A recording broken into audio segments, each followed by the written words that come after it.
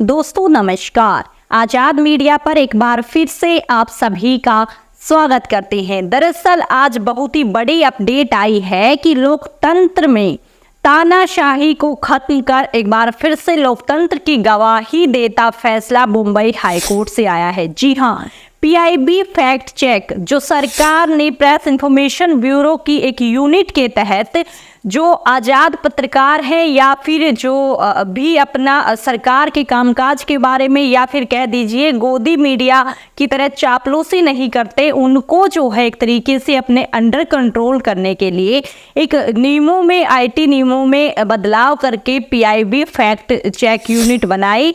और उस नियम के तहत उद्देश्य क्या था कि अगर कोई भी खबर उस यूनिट को लगता है कि सही नहीं है तो उसे सोशल मीडिया से हटा दिया जाएगा। जी हाँ, मान लीजिए अगर हम जैसा कोई भी आज़ाद पत्रकार या फिर कोई भी व्यंग्यकार, क्योंकि ये मामला जो है कॉमेडियन से जुड़ा है, एक जो कॉमेडियन है उन्होंने जो है मुंबई हाई कोर्ट में इस चीज़ को लेकर वो पहुँचे कि मैं एक राजनीतिक व्यंग्यकार हूँ और अगर मेरी चीज़ों पर रोक लगाई जाए, सोशल मीडिया से मेरे पोस्ट हटाए जाए, मेरा अकाउंट डिलीट करवाया जाए, ये सारी चीज़ें हों तो ये जो है लोकतंत्र में शोभा नहीं देते। पूरा मामला खैर हम आपको विस्तार से वीडियो में बताएंगे, लेकिन वाकई काफ़ी सराहनीय जो नियम था उसको जो है असंवैधानिक बता दिया है मुंबई हाईकोर्ट ने। बाकायदा इस पूरी इंफॉर्मेशन को सुप्रिया श्रीनेत ने शेयर किया है, वो भी दिखाएंगे और किस प्रकार से क्या दलीलें पेश करके जो है इस पूरे मामले पर चीज़ें आगे हुई। सबसे पहले हम आपको सुप्रिया श्रीनेत का ही ट्वीट दिखाएंगे, आप अपनी स्क्रीन पर देख सकते हैं। दरअसल मुंबई हाईकोर्ट में लोकतंत्र की जीत और तानाशाह की हार हुई है। आपको बता दें कि कुणाल कर्मा इस फैसले के खिलाफ मुंबई हाईकोर्ट में गए, जहां 2 जजों की बेंच ने एक का फैसला सुनाया, यानी कि और फिर टाइक ब्रेक के लिए जस्टिस अतुल चांद्रोकर को नियुक्त किया गया। जस्टिस चांद्रोकर ने फैसला सुनाया कि ऐसी सरकारी फैक्ट चेक यूनिट असंवैधानिक है और जो आर्टिकल 14 इक्वलिटी और article 19 freedom of speech and expression का उल्लंघन है, वरना सरकार के खिलाफ एक शब्द बोलना दूभर हो जाता। आम जनता तो अपनी कोई समस्या जो है सरकार के खिलाफ ना तो बोल पाती ना तो एक्सप्रेस कर पाती। जी हाँ, मतलब कि 2 जजेस ने अलग अलग उस पर राय दी, लेकिन बाद में जब तीसरे जज के पास भेजा गया तो उन्होंने इसे असंवैधानिक करार दिया कि इस प्रकार से तो सरकार के कामकाजों के खिलाफ कोई बोल ही नहीं पाएगा। अगर इस प्रकार से सरकार चाहेगी, मतलब कि अगर सरकार को लगता है हमारे खिलाफ कुछ नहीं दिखाना या फिर हमारे इस चीज़ को दबाना है, ये चीज़ सही नहीं है, तो उसे पीआईबी फैक्ट चेक काट देगी। मान लीजिए आज अगर गवर्नमेंट कुछ गलत कर रही है, हम जैसे आज़ाद पत्रकार उस पर कुछ बोल रहे हैं तो हमें बैन कर दिया जाए। और ये चीज़ें जो है देश में लोकतंत्र को ख़त्म करती हैं। दरअसल पूरा मामला आपको बताएंगे किस प्रकार से किसने जो है ये पूरा मामला मुंबई हाईकोर्ट तक पहुंचाया, वो आप अपनी स्क्रीन पर देख सकते हैं। दरअसल stand up comedian Kunal Kamra ने अभिव्यक्ति की स्वतंत्रता के लिए एक महत्वपूर्ण जीत की सराहना की, क्योंकि मुंबई हाईकोर्ट ने 20 सितंबर को सूचना प्रौद्योगिकी मध्यवर्ती दिशा निर्देश और डिजिटल मीडिया आचार संहिता नियम 2023 में विवादास्पद संशोधनों को रद्द किया। संशोधनों का उद्देश्य सरकार को जो है सोशल मीडिया पर अपनी गतिविधियों के बारे में नकली या भ्रामक सामग्री की पहचान के लिए एक तथ्य इकाई जो है स्थापित करने का अधिकार देना था। यह ऐसा कदम है जिससे के बारे में कामरा ने तर्क दिया कि यह मौलिक अधिकारों का उल्लंघन है।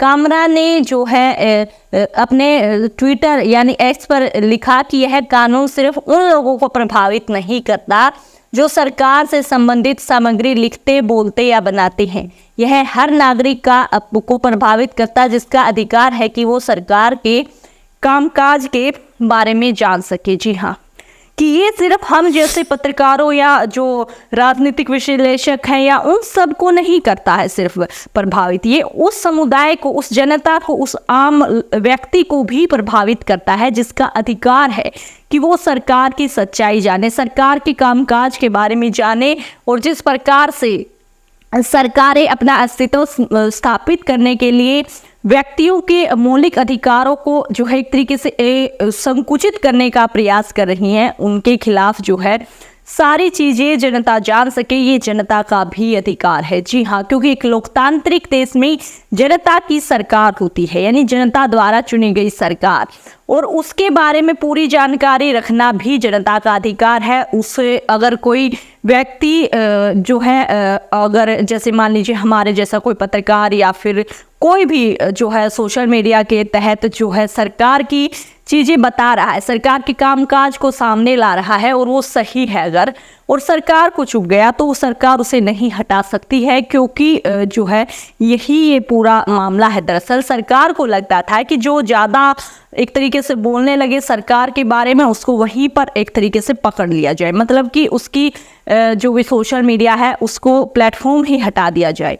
और पीछे भी ऐसे कई सारे चेहरे हैं दरअसल बड़े बड़े, जिनको जो है लगातार टारगेट किया गया। उसके बाद भी लोकसभा चुनाव पर उन्होंने व्यंग्य किया था।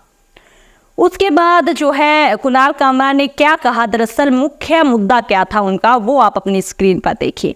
दरअसल उन्होंने अपनी याचिका में कुणाल कामरा ने कहा कि वह राजनीतिक व्यंग्यकार हैं जो अपनी सामग्री साझा करने के लिए सोशल मीडिया प्लेटफॉर्म पर निर्भर हैं, और नियमों के कारण उनकी सामग्री पर मनमाने ढंग से सेंसरशिप हो सकती है, क्योंकि इसे ब्लॉक किया जा सकता है, हटाया जा सकता है, या उनके सोशल मीडिया अकाउंट को निलंबित या निष्क्रिय किया जा सकता है। जी हाँ, उन्होंने कहा कि मैं एक जो है राजनीतिक व्यंग्यकार हूँ, कॉमेडियन हूँ, जो जनता के सामने जो है एक तरीके से डायरेक्टली इनडायरेक्टली सरकार के कामकाज को पेश करता हूँ, सरकार पर तंज कसता हूँ, और अगर सरकार को ये पसंद ना आए तो किसी कारणवश पीआईबी के जो रूल्स हैं उनके अंतर्गत अगर मेरा अकाउंट निष्क्रिय कर दिया जाता है, मेरी सारे जो पहुंच है उसको रोक दिया जाता है, तो फिर ये कैसे मेरे मौलिक अधिकारों का जो है एक तरीके से सही प्रयोग होगा? ये तो मौलिक अधिकारों को छीनना हो गया। विचार अभिव्यक्ति प्रेस की जो यहाँ पर स्वतंत्रता होती है लोकतंत्र में, वो कहाँ रह गई? तो कुणाल कामरा ने जो है हिम्मत दिखाई, आगे बढ़े, और जो है अब फाइनली मुंबई हाईकोर्ट ने इसे असंवैधानिक करार दिया। जी हाँ, हालांकि 2 जजेस इसका फैसला नहीं कर पाए, लेकिन जब तीसरे जज के पास ये मामला पहुंचा तो उन्होंने स्पष्ट कर दिया कि सरकार जो है प्रेस को, क्योंकि देखिए दोस्तों, आप विधानसभा एक तरीके से विधानसभा, लोकसभा यानी विधान पालिका पूरी आप मान लीजिए, कार्यपालिका, न्यायपालिका, इसमें चौथा स्तंभ क्या होता है? प्रेस, जो इन सबके कामकाजों का पूरा काला चिट्ठा खोल के रखती है जनता के सामने कि क्या कौन क्या कर रहा है। और प्रेस का डर आप माने न माने हर सरकार, हर नेता, हर न्यायाधीश को होता है, और उसी डर के चलते जो है ये इस प्रकार की यूनिट्स लाई जा रही थी। लेकिन सराहनीय फैसला मुंबई हाईकोर्ट का रहा कि उन्होंने इसे असंवैधानिक करार दिया। जो भी हमारे व्यूअर्स हैं वो इस पर अपनी राय हमारे साथ जरूर शेयर करें। क्या हम जैसे पत्रकार जो आप तक जो है पर्दे के पीछे की सच्चाई लाते हैं, आपके सामने जो पूरा रिपोर्ट होती है, किसी भी चीज़ का डीप एनालाइजिंग होती है, या फिर वो टॉपिक्स, वो जो है विषय जो आपको गोदी मीडिया के माध्यम से नहीं मिल पाते, अगर वो सच्चाई आपको दिखाते हैं तो इसमें क्या गलत है? क्या सरकार को ये अधिकार है कि हमारे जो सारी पहुंच है, हमारा सोशल मीडिया है, वो सारी चीज़ें रोक दी जाए ताकि आप तक हम कोई खबर ना पहुंचा सके? तो ये आपके अधिकारों का उल्लंघन है। तो ये थी पूरी रिपोर्ट। इस पूरी रिपोर्ट के बारे में आपकी क्या राय है, हमारे साथ कमेंट बॉक्स में जरूर शेयर करें, और आगे आने वाली सभी राजनीतिक देश भर की खबरों के लिए हमारे साथ जुड़ें। चैनल को सब्सक्राइब, शेयर करें। जय हिंद, जय भारत।